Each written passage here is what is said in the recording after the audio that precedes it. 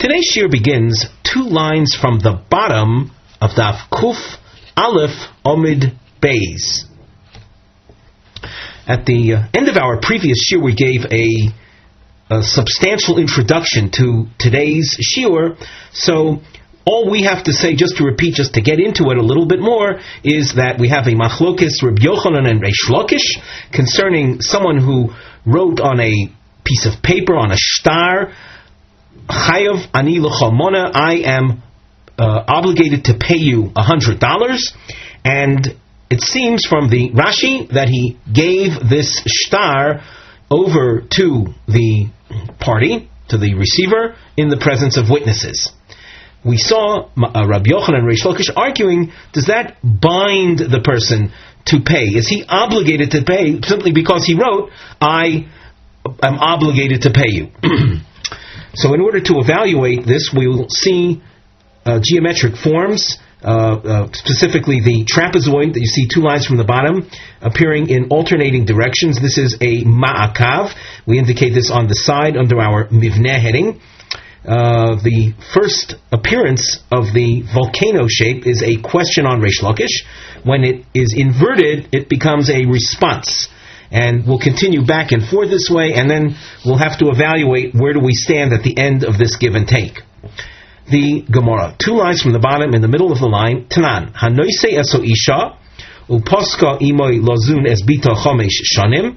We saw this in our Mishnah. A man marries a woman that has a daughter from a previous marriage, and this second husband establishes, he agrees, he commits himself to support the girl, the daughter, for 5 years. Chayav lozuna chomesh shanim. He is obligated. My love, ki hai gafna. Is it not so that the obligation was in the above mentioned fashion, where he wrote, I obligate myself to support your daughter for 5 years, and it says here that that obligates him.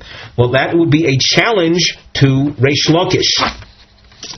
We continue now at the top of Kuf Beis Amud Aleph. You can see the inverted volcano. This is a response. Lo. That's not what the case is talking about, but rather it's talking about something else. Bishtore psikta uchedarav gidol. Rashi at the top.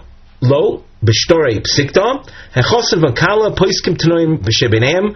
The couple, when they get married, they establish conditions between them, b'shnei edim, with 2 witnesses present. For edim choismin edus gemura, and the witnesses sign their agreement as full-fledged witnesses. V'im tomar im kain mai lemeimra. If that's the case, so why do we even have to mention that obligates someone? Answer: Itzterich. I need to be told this. Kevon kegon deleko kinyan. There isn't any formal gesture of clinching a deal. Leka kinyan. That means there's the standard form of kinyan, when you see kinyan mentioned throughout the Shas, without any additional description, it's the kinyan sudar, an exchange of a piece of cloth, a handkerchief, and that is a gesture that formally clinches deals. So that is what is lacking over here with regard to the Shtari Psikta. All there is are these words, V'ashmin and Kidrav Gidol Deloboy Kinyan. And the point of our Mishnah when saying Chayav Lozuna is basically saying that he is obligated even without the formal Kinyan. But the difference between this, the Shtari Psikta, and the example of Chayav Ani L'chol Mona that Rabbi Yochanan and Reish Lakish were arguing about, is that in the shtar that the fellow writes, he who wants to obligate himself, he doesn't have witnesses that sign in the document itself. So now our Gemara continues a little more about Rav Gidol. The Gemara on Omid Beis will deal more with Rav Gidol. In the meantime, the Omar of Gidol Amarav, Kamo ato noising the bincha. You have the fathers of the bride and groom discussing with one another. The father of the bride says, how much are you giving toward your son's marriage? And the fellow answers, kach and he cites an amount. V'kama ato noising the vitcha, and the father of the of the bride is asked, how much are you giving toward your daughter's marriage? And he says, kach v'kach. Omdu v'kitshu konu. When the couple marries, when the groom offers the bride money in exchange for her agreeing to marriage, that also obligates the parents to provide that which they said. Hein hein hadvorim haniknim b'amira. These are things that these agreements, these obligations that the parents accept on themselves are acquired through speech. In other words, they spoke about it. Rashi went a little further, and that they have witnesses that signed that they heard these things said. These obligations were recorded by witnesses who heard it, but there was no deal, there was no, let's say, kinyan, no act of deal clinching. Tashma. So we continue with our analysis, and here again a question is presented. Kosav l'kohen, a father of a firstborn, and I'm sure many of you know about the mitzvah of pidyon haben, a person's a firstborn child of a mother needs to be redeemed. So if it's her firstborn, so the father offers 5 pieces of silver to a kohen, which is the obligation and the fulfillment of pidyon haben. So kosav l'kohen, a man, a father of a firstborn, writes to a kohen, she'ani chayav l'cho chamesh shlayim. He writes that I am obligated to pay you 5 pieces of silver. Chayav litain lo chamesh shlayim uvno eino padui. Now, let's focus on the main point right now. That's which we dashed underline. The father says, I am bound, and the ruling here is, we squiggle under on the key word, chayav. It binds him. So this is a question on Reish Lakish. The Gemara responds, Shiny Hasam, that case is different. The Meshubad le midoraisa. You're dealing with a father who needs to redeem his firstborn son, and the father is bound, we'll say pre-bound, he's obligated to redeem the son. He's obligated to pay out the 5 selah, the 5 pieces of silver, regardless of his accepting upon himself the obligation or not. And that's quite different than a person who just pops out of the blue and says, I am chayav to pay you $100. In that case, there's no pre-existing Torah obligation. The Gemara says, well, ihachi, amai kosav, if he's obligated anyway, so what was the point in writing this to the Kohen? Answer, kedei levarer lo Kohen. His point in writing it was that I'm going to pay you the 5 selah to the exclusion of all other Kohanim. Well, ihachi, if it's so effective in binding him, then abeno amayeno podui. Why is the son, this firstborn, why is he not redeemed? The source said that he's chayav to pay, but at the end of the source says that beno eino podui, that he's not redeemed. Why? What's lacking now? The Gemara says kideula. In order to understand why beno eino podui, let's understand Ula's teaching. The Amar Ula, Devar Torah Padui Lechashitein. From a strictly Torah level, the child will be redeemed when he pays the 5 selah. The question is, Umay Taima Omru Beno Eino Padui. So why does the source say that the payment of the 5 selah, after he had written this obligation and he pays the 5 selah, why does it say in the source that he's not redeemed? The Gemara answers it's a rabbinic restriction. Gezeira Shema Yoimru Poidin Bishtaros. We're afraid that if people see this written obligation and payment thereof of the 5 selah, people think that in general you can redeem through shtar exchange. And what do we mean by that? The shtaros referred to here is a debt of collection, a bill of collection, where, let us say, the father of this child, let us say he had loaned money to some outsider. So that and the outsider gave the father a shtar, an IOU, a written IOU. The Torah prohibits using that instrument of money collection as a means of redeeming a child. I say the Torah prevents it, forbids it. That's based on what we call gzeros hakosuf. You can't use certain things for redeeming a child. You can't offer a slave. You can't offer a piece of ground, even though those things might be valuable. And you can't offer a shtar. So now that's the shtar that I just mentioned, the IOU, a bill of collection from someone else. So if we would allow this, what was described above, to be an effective pidyon, people will think, oh, I saw the father give the Kohen a writ of obligation. What difference does it make if it's the father obligating himself, or it's a bill of collection that one has to collect from someone else? So in that type of bill of collection, as I say, to collect from someone else, that's not allowed from the Torah. So we say that people, if we allow the above to work as a pidyon haben, people will confuse things and think that all kinds of shtaros are effective, when that's not true. Omar Rava Ketanoi.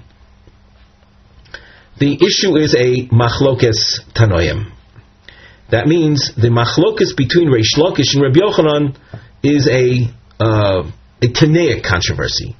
And you'll see that this is in a sense it's a type of suggestion, because the Gemara at the bottom line is going to say that really it's not a machlokas tanoim. What's interesting structurally, oftentimes the Gemara would say lemo ketanoi. Can we say that this is a machlokas tanoim? But it seems by the end of this sugya that it's not.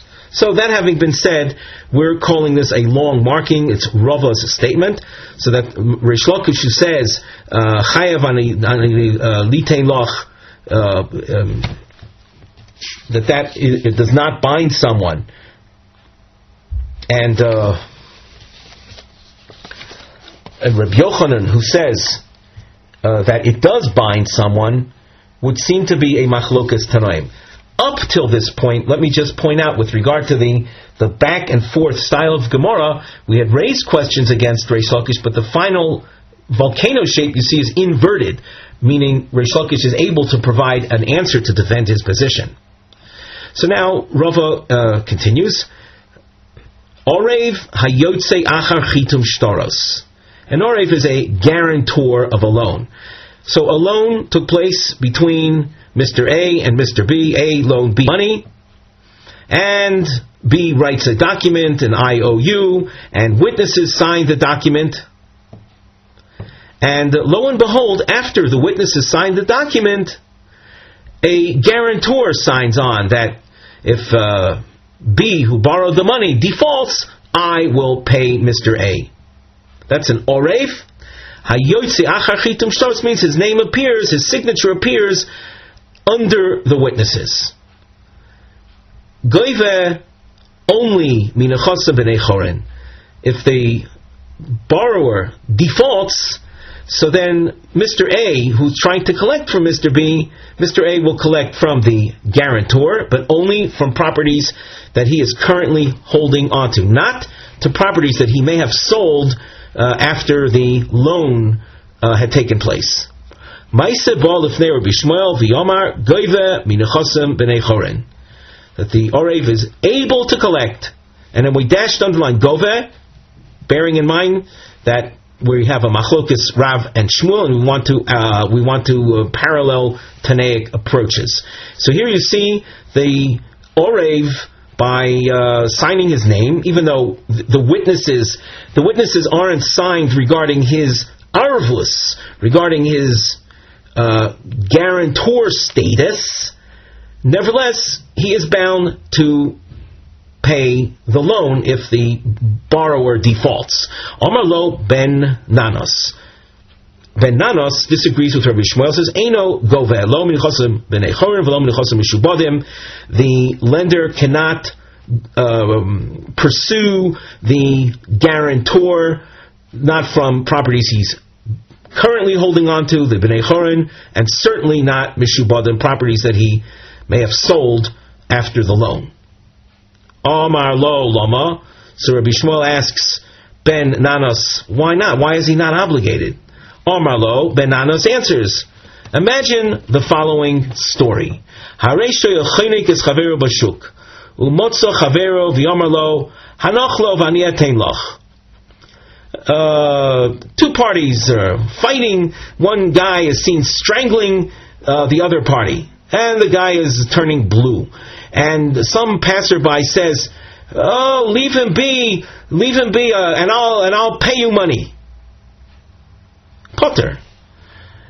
The passerby isn't obligated to pay the strangler money. Shelo al emunaso hilveu.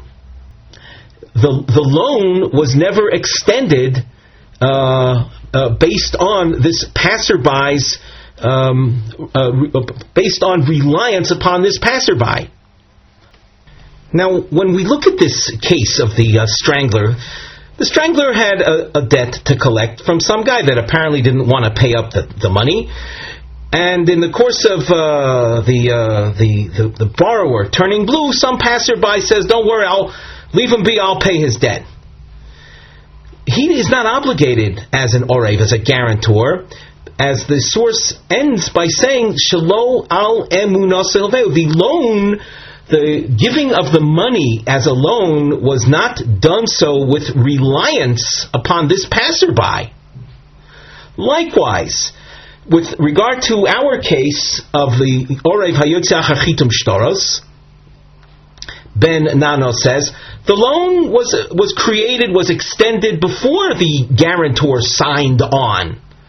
So the fact that he signs on afterwards, very nice, but that doesn't bind him whatsoever. Just like the passerby is not bound in his offer to pay off the loan to spare the borrower of dying. At this point, then, Lema Rabbi Yochanan de Omar ke Rabbi Yishmael. Rabbi Yochanan, who at the bottom of Kuf Aleph Amid Beis said that when you write Chayav ani litein loch, you are bound. That would be like Rabbi Shmuel, who says that this orev is bound to pay, albeit from his own holdings, but he is bound. And Reish Lakish, who exempts in the Chayav ani litein loch, goes like the Omar Keben Nanos. The Gemara continues and says, Aliba de ben Nanos kule alma lo pligi. That means that Rabbi Yochanan, by saying that Rabbi Yochanan goes like Rabbi Shmuel, that's, of course, he doesn't attempt to say his opinion within Ben Nanos. Rabbi Yochanan concedes that Ben Nanos would exempt.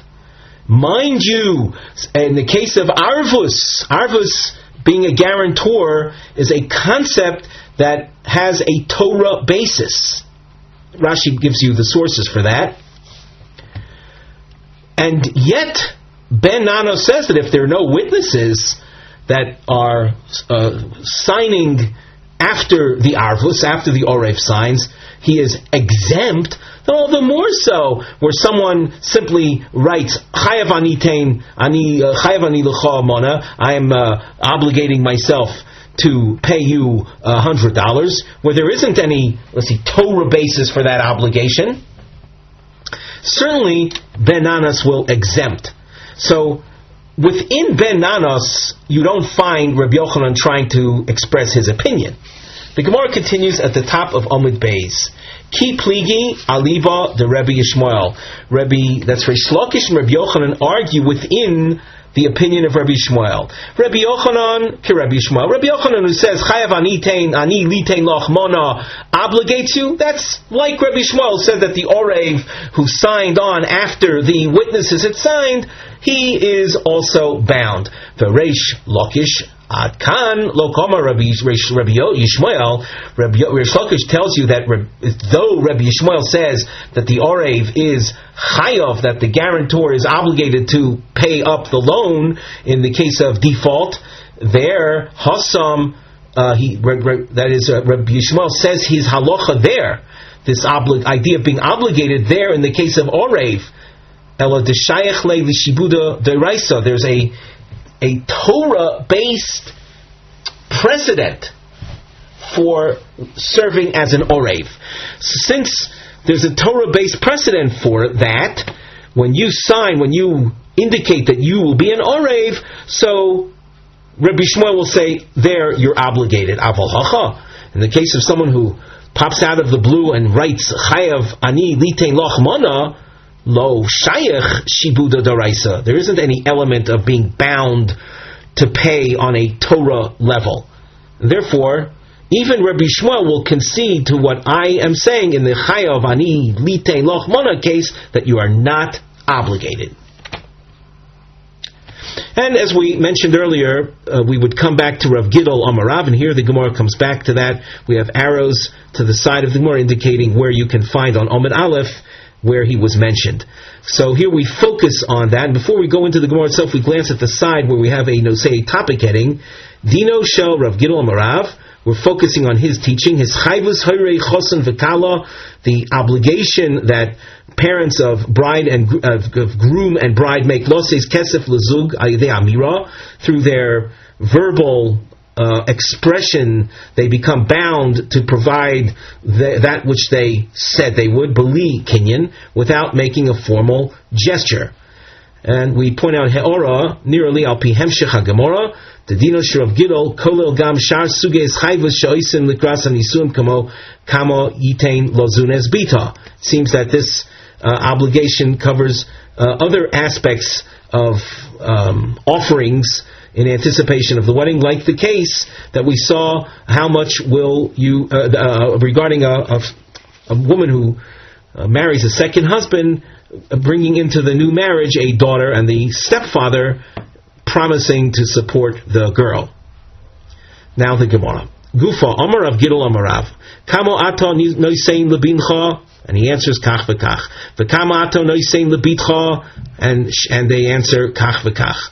Omdu v'kitshu, when the couple does the act of marriage, kanu, that obligates the parents who committed themselves to providing each one the amount that they said. Hein hein hadvorim haniknim b'amira. These are things that one is bound to through speech. In other words, there was no kinyan done on the respective obligations, but rather we say that in exchange, or for the satisfaction that the parents have in their children getting married, that is the act that obligates them. Omar Rava mistabro milsa derav bebitoi nara de kamoti hana liodei. Rava says that it's most likely that Rav's din, that there's obligation, is when a parent is marrying off the daughter who's a nara. This is a girl who is of age where she her income would go to the father. I should say more. No, let me correct myself. Where the money that's paid for her kiddushin, for her marriage, is given to the father. Avol boigeres, but a girl above 12 and a half, a nara is up till age 12 and a half. But a bogeres from 12 and a half on, the lo moti hano liyodei, where the father is not given the money, the girl keeps the money, she receives the money, lo, so then the father, he might have said things about what he's going to give toward her marriage, but he wouldn't be obligated. Well, that's what it seems through Rava's eyes. V'elokim, that word is a type of oath, a swearing, something for emphasis. Omar Rav, but in truth, Rav said afilu bogeres, where a father is marrying off the bogeres daughter, where he doesn't get the kesef kiddushin, nevertheless the father is bound. if you don't subscribe to this analysis, but you base it on what we said before, when we speak about the parent receiving benefit, that what does the father of the groom get? He doesn't get anything. The groom is paying out the money to the girl. There's no money paid to him. So Ella, and yet we say that the father of the groom is bound. And this is what we explained earlier. It's in exchange or as a result of the pleasure, the satisfaction that parents have that their children are getting married. Gamri umatni lahadodi. They respectively bind themselves to one another. The Gemara, as it goes on, introduces a subtopic, and we have on the side a tatnosei. L'Rav Ashi lo nitan lichtov hischayvus hanal b'shtar im edim. According to Rav Ashi, the hischayvus, the obligations that the parents make, is not something that can be unless they order otherwise, but you cannot automatically record that in a document and have witnesses sign on it. Omarle Ravina the Rav Ashi. Ravina asks, Dvorim halolu, the obligations of the parents, they call that Rav Giddel's teaching above, nitnu li kosev alo nitnu li kosev, can they be written down? Rashi on the second narrow line says, nitnu li kosev, nosnu chachom ksiva ladovar imbo lahachtim edim b'dvorim halolu she'ein below kinyan. Can these obligations that they made to one another without a kinyan? Now there is a concept you find elsewhere, stam kinyan l'ksiva omeid, that where you see a transaction with a gesture, so that can be recorded. But here we don't have a kinyan. So can the respective obligations be recorded and have witnesses sign on it? So that's Ravino's question. Omar lei lo nitnu li kosev. Rav Ashi answers, no, they cannot be written down. Because if you would have these obligations written down and witnesses signed on that, that would enable one party to collect not only from the other party's current holdings, but even from properties that he may have sold, that he sold after the wedding, after the children's wedding. And the halacha is that since there was no kinyan, so the purchasers are not bound. There's no lien on the properties. So we're afraid that if you would have the obligations recorded in a document with witnesses signing on, that would enable either father of the groom or father of the bride to collect from the other ones nechosim mishubadim. You can see we have triangles, and on the side, under the Mivneh heading, we introduce this as Gimel Kushas, 3 questions, Al Rav Ashi, Mimukos, from various Tanaic sources. Esvei. We saw this at the end of our Mishnah. Hapikrin hoyu kaisvin, the wise subsequent husbands, when marrying a woman that comes into the marriage with a daughter, so as to limit the obligation and not have it extend to after their death or to a subsequent marriage, they would write as follows. They would kaisvin almanas she'ozun as bitcha chomesh shanim kozman she'at imi. Now, we pointed out earlier that this is in the realm of things that a man obligates himself prior to the marriage, coming under the heading of Rav Gidel Amarav. We made reference to this in our Nosei, our topic heading before. So, what do we see?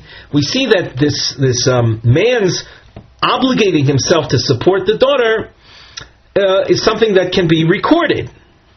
The Gemara says that's not what it's saying. My kaisvin oimrim. The word kaisvin doesn't mean have it written down. It means they speak. They say it verbally. Because the Gemara asks, is there precedent for speech being referred to by the term ksiva? Well, it says in v'hatanan, yes, and I will show you. Hakaisev lishto dinu dvorim mainly b'nechosayach v'tani Rabbi Chia ha'oimer lishto. We have a Mishnah that says a man that is claiming that he will have no no claims on his wife's properties. Without getting, of course, we learned these. This is part of the Mishnah and the sugya earlier in the Masechta, but we want to focus on the kosef aspect. We see the Mishnah using the word kosef, and Rabbi Chia, who's an author of brises that expound on the Mishnah, uses the word ha'omer. So, which indicates to us that the Mishnah that used the word ha'kosef really means was a verbal declaration where he says, I remove myself from claims on your properties. Ta shma. Ein koisvin shtorei erusin unisuin elo midas shnehem. We don't write, and here we're not going to be able to translate, because the Gemara wants to make a certain assumption about this word, shtorei erusin unisuin. We don't write these documents associated with marriage, unless they both agree. Ha midas shnehem kaisvin. But if they both agree, so then it can be written down. My lav, what are we talking about in this source? Shtore psikta.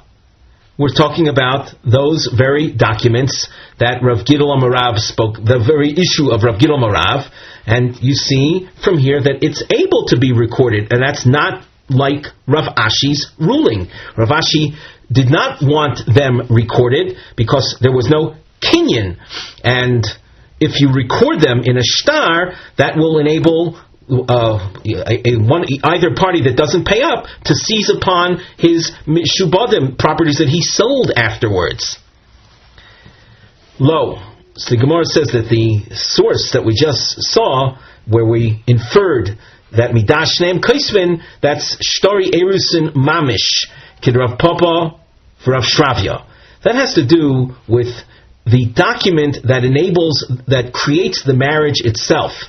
We know that Isha Niknes B'Shloisha Drachim B'Kesub B'Shtar B'Biyah, one of the means of acquiring a woman is by writing a shtar in which you say, Harei At Mikudeshes Li, you're married to me through this shtar, and with that, with the woman taking the shtar, she becomes married.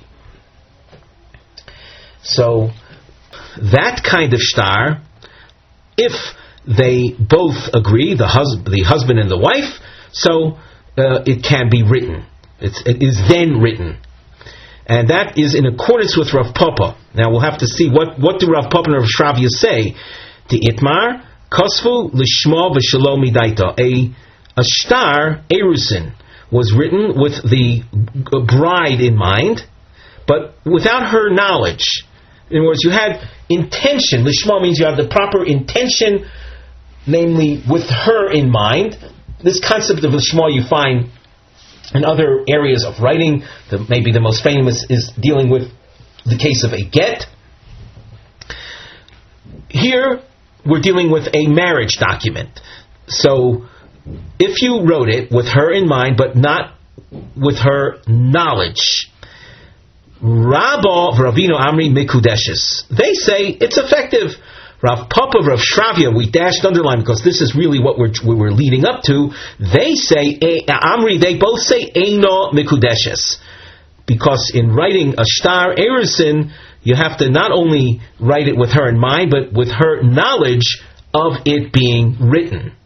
And that's what the source indicated before, that you don't write these shtori erusin elo midas shnehem, unless both are aware of it being written, meaning the woman as well. Toshma, we continue analyzing the issue of the shtori psikta. Can they be written down? Can the obligations that the fathers of the bride and groom write, can they be written down with witnesses signing to that effect? Ta Shma, number 3. Also a quote from the Mishnah. Mesu, the husbands that had obligated themselves to support the daughter of the wife that they married, Benosehen nizonos minachosim b'nei chorin. Their own daughters will be supported, but only from properties that they currently hold, as opposed to sold properties. Vehi nizoines minachosim mishubadim. The Bas Isha, the daughter of the woman that they had married, is supported from nechosim mishubadim, even from properties that he may have sold to others, to purchasers. That they shehi kebalas chov. That daughter of the wife that he had married is considered like a creditor, someone that has a bill of collection. So what do you see from here? You see that these things that people obligate themselves in anticipation of marriage can be written down. So that is a challenge to Rav Ashi's ruling, who had said above, lo nitnu li kosev. If it could be, if she can collect for her mazonos from purchasers, that would indicate that it was written down.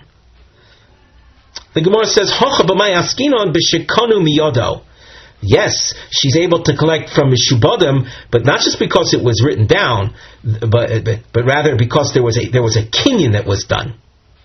So because of the kinyan, that's what enables her to collect from the purchasers. But in the absence of a kinyan, obligations that people obligate themselves in anticipation of a marriage cannot be written down and signed by witnesses. And we explained earlier, because if that would happen, people would mistakenly go and collect from purchasers, when you can't do that if no kinyan had been made. And now we have a flurry, you can see, of back and forth discussion, and we try to keep track of this through our markings on the side under the mivneh heading. The volcano shape is a ma'akav, with the narrow part facing up. That represents a tshuva al hakushishik shel Rav Ashi. This would represent a defense for Rav Ashi, and the inverted volcano are she'elos, represent problems, raising of questions. Matras HaMa'akav, the purpose of this back and forth is Liroisim, Chuvas Rav Ashi Nishar Ad Hasof. Does Rav Ashi's answer hold up till the end? So the Gemara asks, well, if you're going to say that a kinyan was made, then Ihachi Bonos Nami, why not his own daughters as well?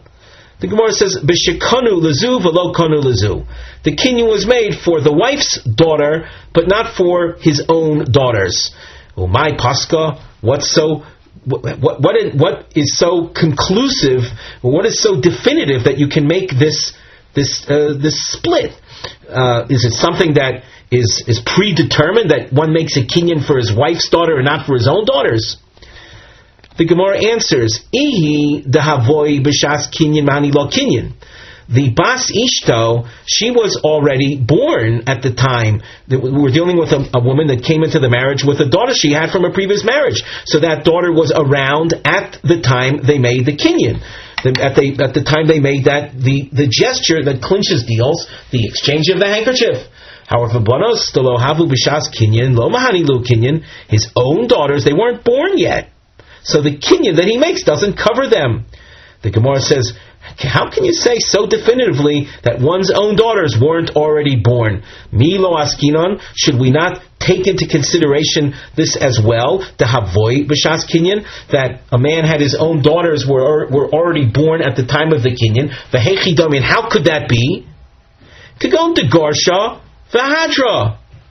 There had been a man married to a woman that happened to have a daughter from a previous marriage. They married now. She married her second husband, had their own daughters, then divorced her, then took her back, he took her back, and made a kinyan. And that kinyan then is dealing not only with his wife's daughter, but with his own daughters also. So why did you say that the kinyan covers the wife's daughter and not his own daughters? Elo ihi the lesa b'tanai beisdin. The bas ishto, the daughter of his wife, she's not covered by the Tanai Beis. Tanai Beisdin says it's a court condition with regard to marriages. It's a rabbinic obligation, and that says that a man, when he marries a wife, he guarantees support to his benos nukvin, the benon nukvin, to support his daughters. So that's regarding his own daughters. They are covered. They're provided for by the Tanai Beisdin. The daughter that his wife has, when she comes into the marriage with her daughter, she's not covered by the Tanai Beisdin. The Tanai Beisdin specifically refers to one's own daughters that he has with that particular woman that he's marrying. So the Bas Ishto, the daughter of his wife, she's not covered by the Tanai Beisdin. So Mahani Lo Kinyan, the Kinyan that he makes, guaranteeing the wife's daughter's support for 5 years, it's effective. Bonois to Isnu b'Tanai Beisdin, his own daughters that are covered by the Tanai Beisdin, Lo Mahani Lo Kinyan, the Kinyan doesn't work. The Gemara asks, Mikra Gari, well, just because they're covered by a Tanai Beisdin, the Kinyan that he makes, do they lose out? Gari means, are they less? Are they, because they have a Tanai Beisdin, that makes them less? Elo benoisov hainu taima kevon the isnu b'tanai Beisdin. Regarding his own daughters, if you're going to ask why are they not covered by the Tanai Beisdin, why is it that it's not covered by his kinyan?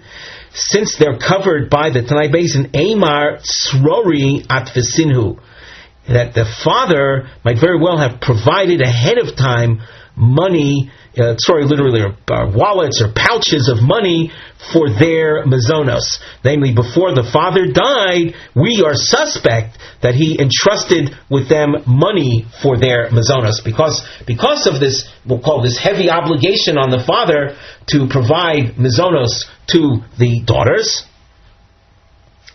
Therefore, we're making the assumption that he already provided for them.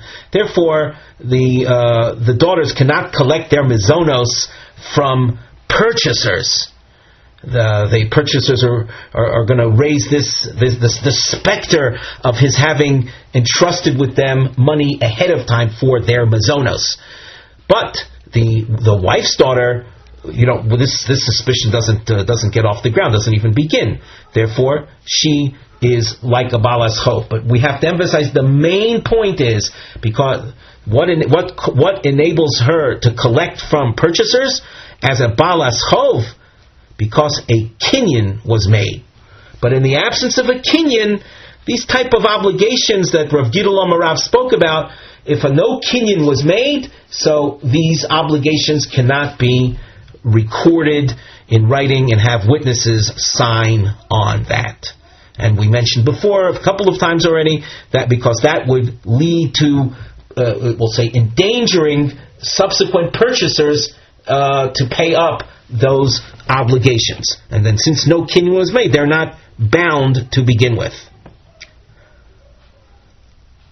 Lo Yomar Horishon, and this, quoting from the Mishnah, where a man had obligated himself to support his wife's daughter, and then we saw when that mother went ahead and married a second husband, i.e. second stepfather. As we said, it was her third husband, but it's the second stepfather. So the first stepfather can't say, "Oh, I'll honor my obligation only if she comes to me." Not so. He has to send the food to where the mother is. And assuming, of course, and that's the point here, that's where the daughter is. Omar Rav Chisda. Before we continue with the Gemara, let's just point out the topic heading, the Nosei Mokom Habas. The place of a daughter is Eitzel Imo, with her mother. Lo shna ktana v'lo shna gdola. This idea of a daughter, who's a girl who's not married, to be with her mother, is regardless of whether she is a minor or even older. Omar Rav Chisda, Zois Oimeres, from that which our Mishnah says, L'mokom shima, that first stepfather has to send the food to where the mother is, that shows us bas eitzel ima, that a daughter, even a gedola, is where her mother is. And this is based on the idea that it's the mother's responsibility to raise the daughter. The Gemara asks a question. You'll see it lasts a few lines. Mimai de begedola askinon. Who says that the Mishnah is talking about a girl that's a gedola? She's above 12 years of age. Dilma biktano askinon. Maybe the Mishnah is dealing with a minor, and as far as the sending of the food to where the mother is, that's umishum ma'is shahoya. It's because of a terrible incident that took place that we have this insistence of the girl being with her mother, where her mother is. Desanya, the following source tells us, Mishemes v'niach ben koton limo, a man died leaving a child, a young son, Yorshe ho'av omrim, yegodel etzlenu, from the father's heirs. That might include like this child's older brothers. Those are the Yorshe'av, the ones that inherit the father. Say, we want our little brother to be with us. The imo omeres, and the child's mother says, Yehei beni godel etzli. I want my little boy to grow up with me, be in my custody. So you have what's like a child custody issue, not between two parents. The father is dead here, but between the father's heirs, could be the child's older brothers, and the mother on the other hand. So where does the child go? Menichin oisa eitzelimo, this young boy will be by the mother. Ve'ein manichin oisa eitzel ro'ui liyorsho. We don't leave him by those that could potentially inherit him. In other words, if this Ben Kotan, he's an heir, he's part of a family that inherited property. In the event that particular Ben Kotan dies, there are people that would inherit from him. For example, his older brothers. We don't leave this child by those that could inherit from him. Maise hoya v'shachtu erev harishon. In fact, something happened like that. An incident of this nature happened where the little boy went with his older brothers, and they slaughtered him. They killed him. You see what money can do, what it could drive people to do? It drove the older brothers to kill him so that he wouldn't be one that will reduce the amount that they get from the estate. So that, in fact, they inherit him, each one of the older brothers then getting more money, more value from the estate. So you see that the idea of a child being with the mother and not being with the Roy Liorsha with his brothers is a consideration of keeping the child, keeping a little kid who can't defend himself from being killed. So that's appropriate when you're dealing with a little kid, with a minor. But as far as a rule across the boards that all girls are to be with their mother, who says? Maybe, as we are suggesting now, maybe that is a rule with regard to a minor, and because of Ma'aseh Shai, not because of a mother's obligation to raise the daughter. The Gemara says, in Cain, if it were so that there is a distinction, listening, the Mishnah should have said, with regard to that first stepfather and his sending the food to the former wife's daughter, it should have said he sent it lemokom shehi. Send it to wherever she is. If it's a minor, so it's with the mother. If it's an adult, not necessarily. She's not necessarily with the mother. She could be maybe with her brothers. The Gemara continues at the top of Kuf Gimel Amid Aleph. My lemokom she'ima. Why does the Mishnah say in an unqualified fashion that the mazonos, the food, is to be sent to where the mother is? Shamis Minah. From here we conclude Bas Eitzel Ho'em. A daughter is to be by her mother, Lo Shna Gedola V'Lo Shna Ketana. Whether, not making any distinction whether she's an adult daughter, meaning above 12 years of age, or a minor. The Gemara quotes from the Mishnah, Lo Yomru Shnehem, the two stepfathers that have obligated themselves cannot say that we'll support her as one, will together support her, but rather the girl is entitled to two mizonos entitlements. One will be actual food, and the other will be cash, the value of the food. Before we continue with the Gemara text, let's glance at the side. We have a nosei, a topic heading. Socher sheshilem schirus ayadei puulois l'toivas balabayas. A person rented something, rented a tool, rented whatever. We're going to see in our Gemara, a person rented a grinder, a grindstone, a grind mill. He rented it from somebody.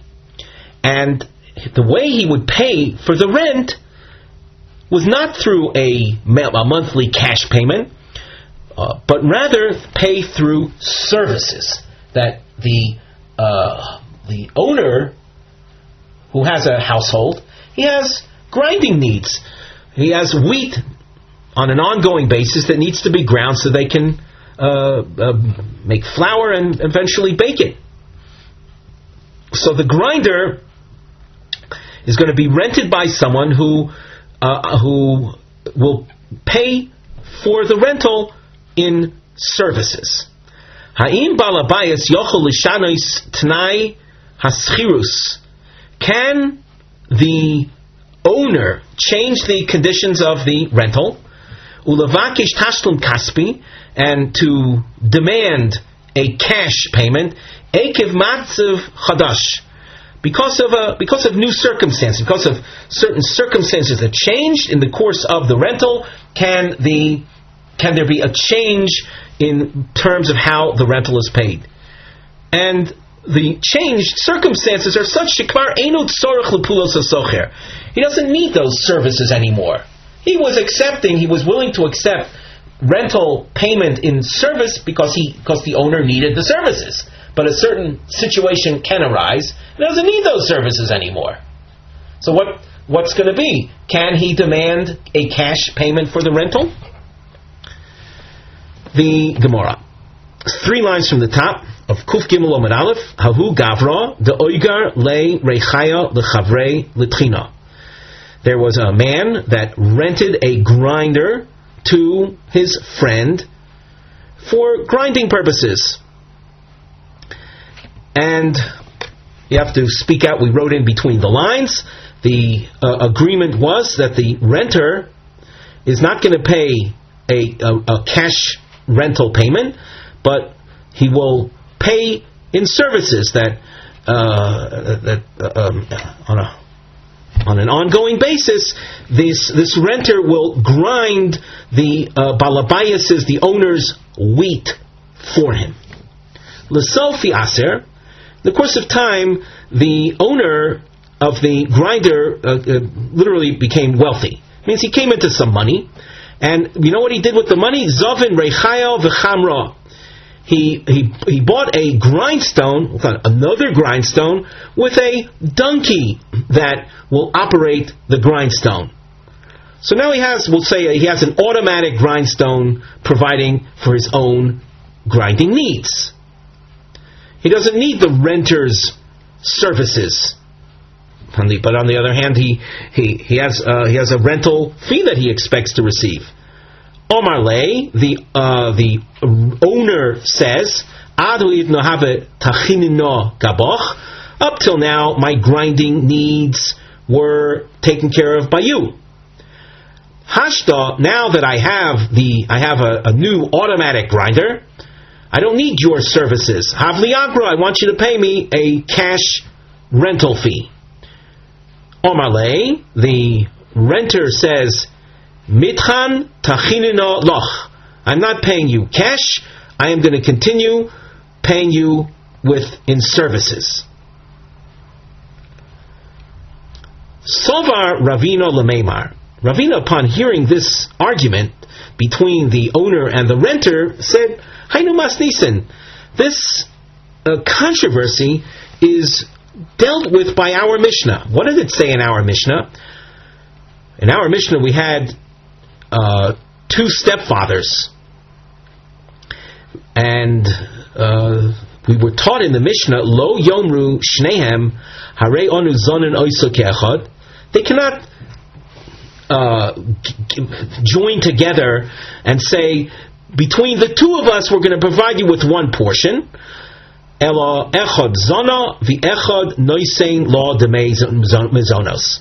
One of the stepfathers will continue to provide the wife's daughter with food, and the other will give her the value of her food. The girl, she doesn't need two portions of food. So, and yet we know that both stepfathers were individually obligated. So what do we do when someone doesn't need something? The extra portion. So cash is given instead. Here you have an owner. He doesn't need two quantities ground. He has his own house needs. It's one quantity. He doesn't need two quantities ground. So he can also demand from the renter, I don't need your grinding. You give me cash. So this is what Ravina wanted to rule, that against the renter. Omerle Rav Avira mi dami. Rav Avira challenges Ravina and says, how can you compare these cases? They're not comparable. Hassam, in the case of the girl and the mezonos payment, chad kresa is law, tarti kresta less law. She's got one stomach, she doesn't have two stomachs. In other words, there's the idea of providing her with two portions of food is ridiculous. Logic tells you that one portion of actual food and the other portion, the other obligation, in cash terms. Though here, why do you rule against the renter? Motzi Omarle, the socher, the renter could say, yes, I know you have an automatic grinder. Tchon v'zavin, tchon v'yosiv.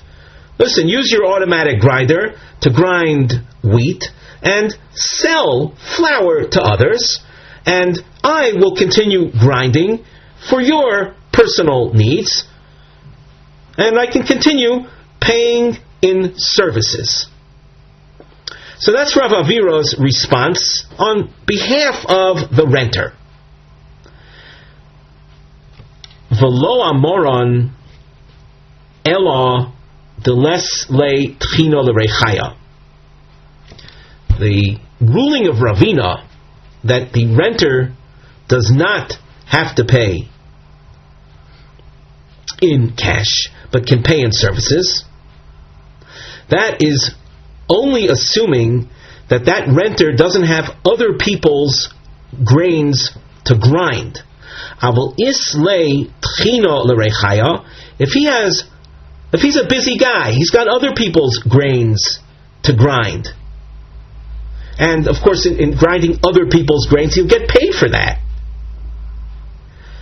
Kagon zu kaifanoisal midastom. In a case like this, we will tell the grinder, listen, you're making money from grinding other people's grains. Grind, you'll get paid for grinding other people's grains, and now, with that money that you got, pay the renter pay the renter his rental fee.